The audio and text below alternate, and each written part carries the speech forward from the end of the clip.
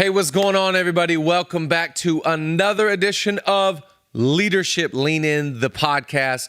I just want to say thank you to everyone that has subscribed, shared about the podcast, all the feedback, the comments. We cannot thank you enough. Thank you for sharing what you're learning. We are all together leaning in to the subject of leadership because we believe whatever we lean into, it leans back into us, and we're all trying to get a little bit better. A couple things right up top. We have now Leadership Lean In, the podcast is turning into Leadership Lean In, the conference. The conference is happening this Saturday coming up. I think by the time this podcast airs, it will be just 4 days away from the conference. We're ecstatic. It's our first ever. We have turned a podcast into a conference. John Maxwell, John Gordon, Devon Franklin, Carl Lentz, Taylor Madu, Mark Pettis, Jeremy Foster, so many incredible speakers, and it's a live event.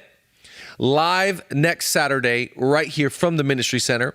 We'll go live at 9, 12, and 6 p.m. Pacific Standard Time, and then you'll have access to the content for 1 year. So I want to encourage you, register your team, register yourself. Let's get all there together.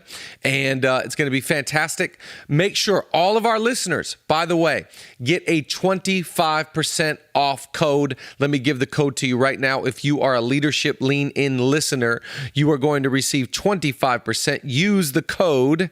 It is, let me give you the code right now. It is... I'm not even ready with the code. 25 lean in. Type in the number 25, all caps lean in, and you'll get 25% off. And so we want to provide that for our listeners. Okay, we are recording this on a Saturday.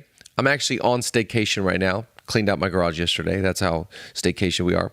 We're recording this podcast on a Saturday because we have the great Albert Tate joining us. Now, this podcast we recorded last week, and in the middle of the Zoom recording, my laptop ran out of space. But good news to you, we got 18 minutes of the conversation. He is sensational. By the way, he's preaching tomorrow at our church. By the time this airs, you can go back and listen to his message from Sunday. I'm sure it was fantastic. He is an unbelievable preacher. Speaks at leadership conferences like the Leadership Summit that Bill Hybels led for so many years. Now Craig Rochelle leads. And I heard about Albert Tate for so many years before I got to meet him. And they didn't tell me the half of how great this man is. And so we are going to go right now into a recorded conversation with Albert Tate. And then I'm coming back to you after these 18 minutes, and we're going to go top 5 for this episode. Check this out. The great Albert Tate, the great pastor and communicator, Pastor Albert Tate joins us right now. Leadership Lean In. Check it out.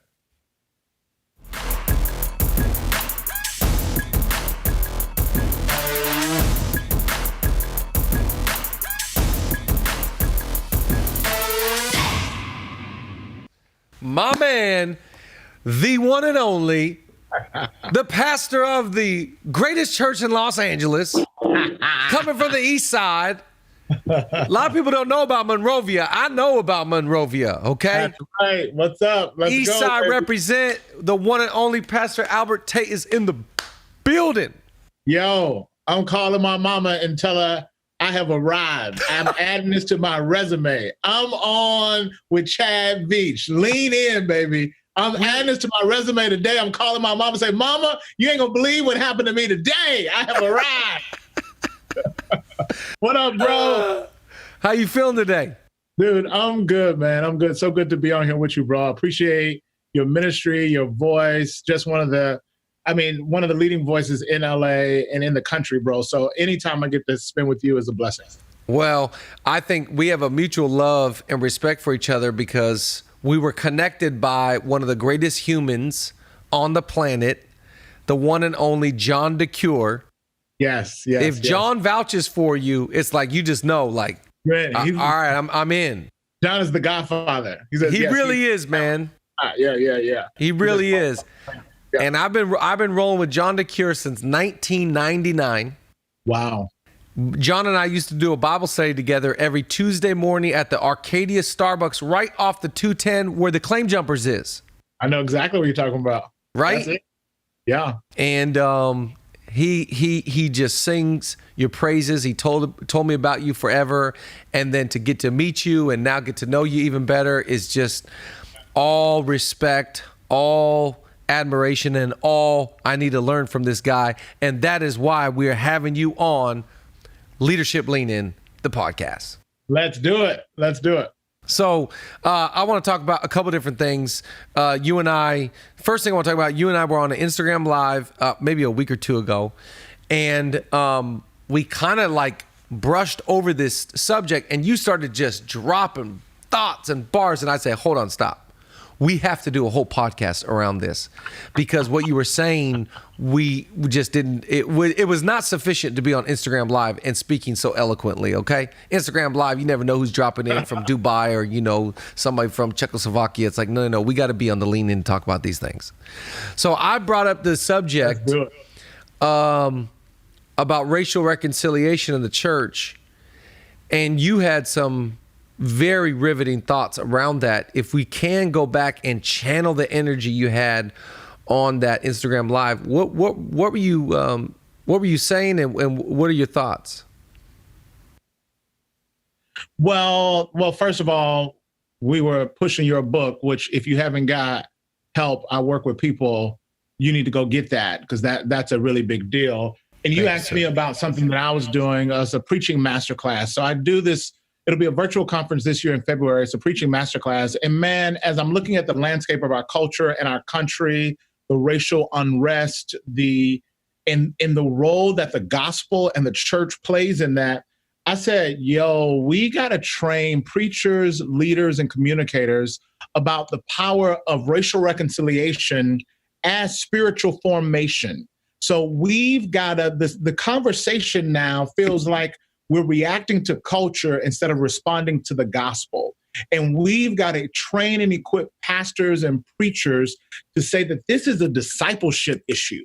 Racism has been discipled in to us for generations. And in order for that to come out, we got to disciple that out. So for too long, our response to racism has been a sermon when something goes really bad. And even when that sermon, you call your black friend to come help you, because you're not even confident to talk about race without having a scapegoat black friend to catch you from saying something crazy. Here's the thing, Chad. Listen, we got preachers that are out here that sound like PhDs in Christology, soteriology, sanctification, all this stuff. We sound like PhDs. We talk about race. We sound like third graders.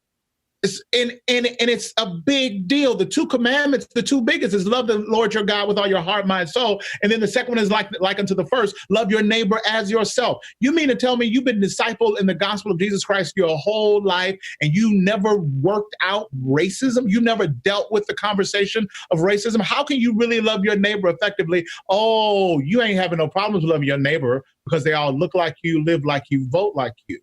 Oh, that's what we got to do.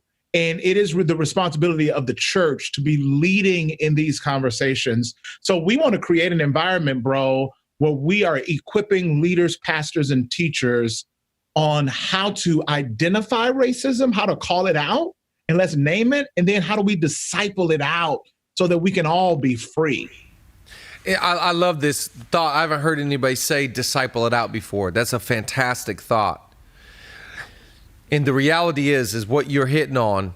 Most leadership and most people think, I got to get this in me. I got to get this book in me. I got to get this thought, this podcast, this preacher, this in. Do you realize how much bad things I have had to get out of my life?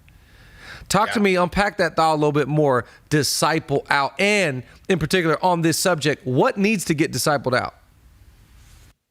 So, bro, I'm from Mississippi, grew up in the South. Everything around me that I desired was marked with whiteness. Think about a little girl who wanted a baby doll. What was normative then, it's changed a little bit now, but in my generation, baby dolls were white. And they had hair that looked a certain way and eyes that looked a certain way. And that's what you aspire. You want to be the president of the United States, they're all white. Chad, you mess up your scratch your arm and got to get a Band-Aid. It's skin tone, but guess the skin tone of the Band-Aid? It's automatically white. So you know what's most of the rich people, the wealthy people, the doctors, the lawyers that I saw in my society were predominantly white. And when I saw black ones, it was like whoa, that guy's black, he's a leader. So what it showed to me is that if it's wealthy, if it's successful, if it's a standard, it's white. And then I go to church and I open up my Sunday school lesson. And guess what color Jesus is? He's not Middle Eastern. No. Homeboy's white. He got hair. He got the blue eyes. He's surfer white. He ain't just white. He's surfer white. He hippie. Low key. He don't smoke weed, but his friends do white. You know what I'm saying? Like he looked like that. So I go to church, and even that's white. That's being discipled into me. And then my church is all black. No white folks, no. My whole neighborhood is black. Ain't no white people in my neighborhood. My white friends at school, ain't no black people in their neighborhood. It's just right. Or if there were black people in there, it was an exception. It was a big exception. That discipled into me a way of what's standard, what's normal, what's Jesus' chosen preference. All that stuff was discipled into me, not intentionally. I'm not saying racist folks, but then even in Sunday school, you know who told me not to trust white people first? It was my black Sunday school teacher. Well, she grew up in the 60s, and she would see me in my local high school being one of the few black folks in the school and seeing me lying, and she was warning me. She was putting me up on game, if you will. She was saying, "Hey, Al, be careful, boy. Don't be cozying up with these white folks, thinking that they won't sabotage you or mess you up. You let a white girl's father see you talking to dating her." She was putting me up on, but in many ways she was warning me and justified because of her experience. But I learned that in church, that was discipled into me. Now I'm gracious, and I just gave my black side. Imagine the things that's been discipled into white people that reaffirm and reinforce their supremacy in society and in culture. Not intentionally, not overt. No. Most of the time, it's not intentional, it's not overt. It's not even meant to be racist. It's just the water that we swim in, bro. And that stuff has been put into us. Bro, I went to seminary. I took a homiletics class on preaching. Guess how many black preachers were referenced in my Bible college? None. Guess how many black theologians? None. As a matter of fact, if I wanted to study black theologians, there was another class. I had systematic theology, and then you got black theology, which is a whole nother class. You know what that says to me? That disciples into me that systematic theology is normal theology, which is white theology, and secondary theology, not primary theology, is this extracurricular class, black theology. That sends me a message and tells me how we think about black theology. My homiletics class, not one black preacher. I grew up, bro, come on. Some of the best preaching in the country, in the world, in the history of the church are black preachers. If anybody should be, how you gonna go through a whole preaching class and never study a black preacher? Garner Taylor? Like what? Come on. It was what we've been handed is half cooked and underbaked, and we've got to get a better, greater vision, a fuller vision of theology. And that's what we want to talk about at the Preacher Masterclass. And I think that's the conversation that we need to be having as a church in the country today. My question is, it's so funny when you already referred to it, but when everything hit in June, on the heels of Ahmaud Arbery and George Floyd, every white guy I'm raising my hand here, so I'm not making fun of anybody, grabbed their black friend. And this is the slogan of the church: a much needed conversation. Hold on. Can we label it correctly? Because the optics are already bad. Let's just at least have a good label. Yeah. The label should have been a much overdue conversation on race and because the conversation should have been happening 15, 20 years ago for most churches and most leaders, but it's not until we have to have the conversation. How did that make you feel to see so many white people or white leaders rush to this convo that's too late, And what was some trepidation or some fear that you would have in seeing so many people respond in that manner? Now, mind you, I'm keeping it in context. Everybody, I think, is in good intentions, but what were some fears that came to mind? Well, my thing is, I ain't mad at it. I've been working in a multi-ethnic space for almost 20 years. My white siblings, Christian siblings, everybody trying to do the best that they can. I'm just trying to say, yo, bro, if we don't see it as wrong, there's no incentive and nothing pushing us to make it right. I think we need a conviction. And I think my white siblings who are leaders and pastors of churches, they need a conviction that is fundamentally wrong.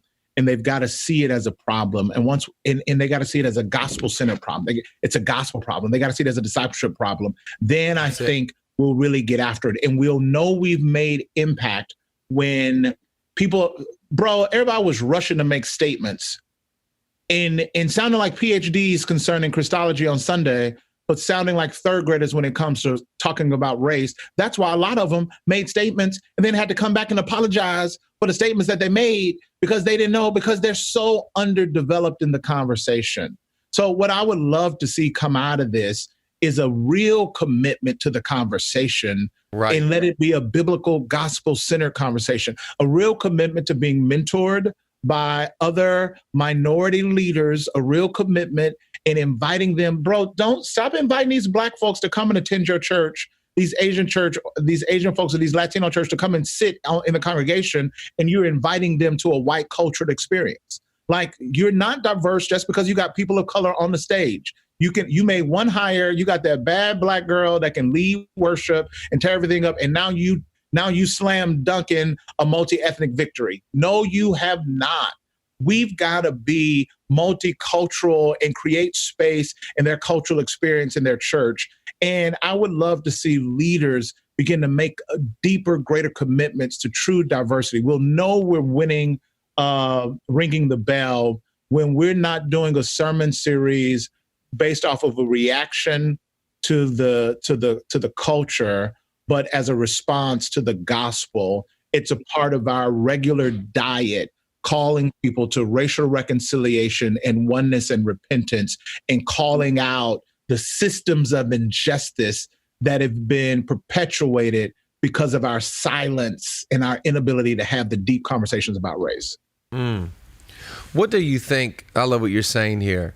What do you think the role of a great communicator? Let's say the office of a preacher. There's a lot of people listening to this podcast that maybe aren't preachers. That maybe they're youth workers, maybe they're entrepreneurs, maybe they're coaches. What do you think the responsibility is as leaders right now? I keep using the words. We are advocates of change and hope. You know, hope and change, they're interchangeable, that we need hope, because I feel like we can't just approach this with such negativity, toxicity, cancerous mindsets. We got to bring hope. So it starts with the positive, the power of positivity to believe we can do it. And what is that? Change. We need hope and we need change. As leaders, how do we bring, what comes to mind when you say, you know what, to bring hope and change, we're going to need to do this as leaders? Yeah, I think to bring hope and change, bro, we're going to need conviction that this is a problem. It's amazing to me how we are so to minimize or to just the fact that we're talking about it, bro. People think, why are y'all talking about it? Because it's so they think the conversation is divisive. They think that we're dividing people just by having the conversation. That lets me know you don't have a conviction that it's an actual real problem. In order to bring true hope and change, we got to have a conviction and see the injustice, see the danger of whiteness. Now, when I say whiteness, I'm not meaning white people. I mean a culture that whiteness is then now normalized as the standard. Sure. So if it's not, it's the white emoji thumb that just came in stock on the iPhone and took years to get emojis of color. Like that kind of deal. I've been using white thumbs for years now. Finally, a brother got a black thumb in the last few years. But there's a whole, like, if that's real with the iPhone, if that's real with Band-Aids, is that not real with church? Wow. Like, we've not seen color. So recognize that there is a systemic problem, and let's get a conviction for the kingdom vision that God has for us. And out of a biblical conviction for racial reconciliation, then we can begin to really see hope and change, because it's not an extracurricular thing that I'm doing, but it's a core curricular conviction that I have concerning the body of Christ. That's it. It's got to be core. I love that. And I feel convicted. You know, the greatest way that I can liken my experience in the last 3-4 months too is marriage. It's like I just read my wife. You know, is she happy? Is she unhappy? Is she well? Is she unwell? Is she, feeling like overwhelmed by the kid? The greatest way to serve humanity and the greatest way to serve a city is to read the needs. Wasn't that fantastic? I told you, the great Albert Tate, pastor of Fellowship Church in Monrovia, California. If you want to learn more from him, check out his podcast, check out his church. Unbelievable communicator and leader. We got to get him at the next Leadership Lean In Conference. We're going to start doing these. At the next Leadership Lean In Conference, mark my words, we need the great Pastor Albert Tate at the next one. Okay, we're going to this month's top 5, and I'm actually taking away a number. I'm going top 4. These are the top 4 ways to kill your dreams. You're like, well, this is a leadership podcast. Why are we talking about killing our dreams? I thought we were going to build our dreams. Yeah, you need to realize that there is a dream in your heart. There is vision that God has for your life, but there are decisions you can make. There are things that you can do that will either, number 1, delay your destiny, or number 2, kill your dream. And so as great as that dream is, in fact, the Bible teaches us we have to live worthy of our calling. So in other words, at the size of your dream should be the size of your lifestyle. So if you got a great dream, you got to make sure you stay away from these things. And we give you 4 things that if you're not careful, they will absolutely kill your dreams. We call these dream killers. Number 1, write down pride. Pride, as they say, sucks. I had a friend in college. He had a big poster in his dorm room. It said, pride sucks. Pride is the only disease that makes everyone else sick besides the person that has it. We got to be careful because we live in a prideful culture. Remember, Bible talks about pride of life, pride of the world, lust of the eyes. We got to be careful with pride because pride never apologizes. Pride never says, I'm sorry. Pride never says, I love you. It's a prideful, haughty spirit. And the Bible literally teaches us before destruction comes, pride comes. Before you fall, you get pride. Pride is that thing that is the gateway drug into failure. And so you got to be careful not to walk in pride. God does not work with proud people. He loves humble people, humility, genuine, authentic, less of me, more of others, serving, loving, giving, helping. And you can't do that if you're prideful. So make sure you stay away from a proudful spirit. And that's why you need real relationships, because real relationships help kind of call you out when it's like, you're kind of being narcissistic right now. You're kind of being all about yourself, and you got to be careful from that lure, which is in all of us. It's innate in all of us is a spirit of pride. Number 2, stewardship. Or let's just call it lack thereof. When you don't steward well what you currently have. Remember, Jesus said it this way: if you are faithful with little things and you prove yourself faithful, he can make you faithful with many things. But until you're faithful with little things, you haven't proven yourself to be faithful with many things. So you got this big dream, you got something big in your heart for your company, your family, your organization, your name. It's great. Be faithful with what you have right now. Every day matters. Every dollar matters. Be a good steward of your time, your temple, your treasure, everything, your talents. Life is about stewardship. And when you prove yourself a good steward, the one that is a bad steward, in the parable of the talents, Jesus said, take away the the irresponsible one, what he has, and give it to the one that's proven themselves responsible. And so stewardship is such a big deal to God. He is watching. I pray over your life that you become a steward over more than what you ever dreamt or imagined. I remember starting out, both times I started out in ministry, I started with a whopping 11 people in our living room for a Zoe church. I started with 11 kids in East LA, my first pastor job, and I started with 17 kids in the Seattle area. I've always started small, but you know what? You treat the small like it's big. The big time is where you're at. So don't dream about stewarding what other people have. Be glad about what you're stewarding now, and that will release your life into your God-given potential. Here's the third one, bitterness. I haven't met anybody that's like, best thing I ever did was become offended. Greatest decision I ever made for my marriage and my family was I got really, really bitter and hard-hearted and offended. But when you stay soft and pliable and forgiveness is that thing that you got to learn how to get rid of, that unharbored bitterness. Get it out.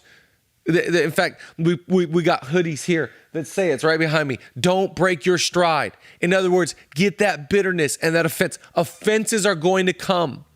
You're going to have tons of opportunity for offense. Refuse the bait. Years ago, this guy, John Bevere, released a book. I think it sold millions and millions of copies. The Bait of Satan. This is the greatest bait and tactic to become offended. And if you want to kill your dream, just take the pill of unforgiveness. Just swallow in all of that offense.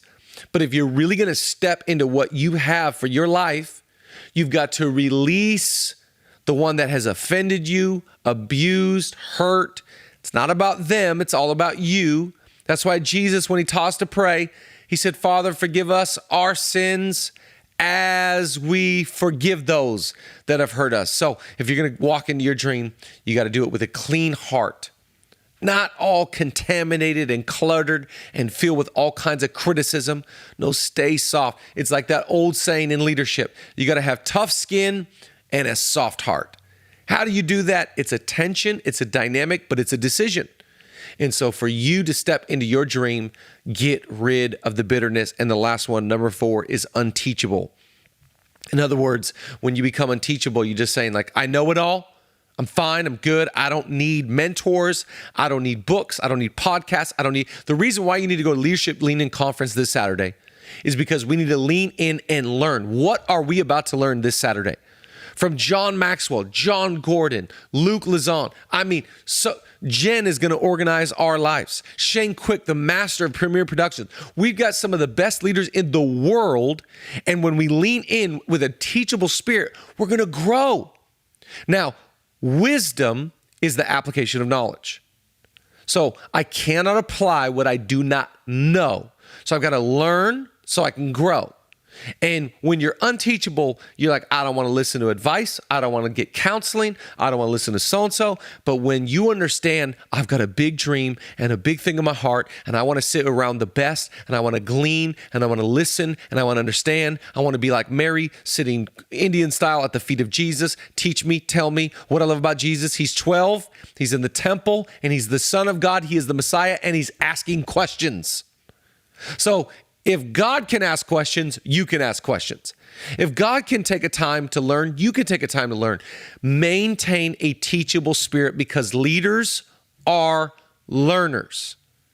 Leaders aren't just readers. Leaders are learners. Make the commitment right now to be a lifelong learner. This episode's top 5. Come on, this episode's top 4. Hope you loved it.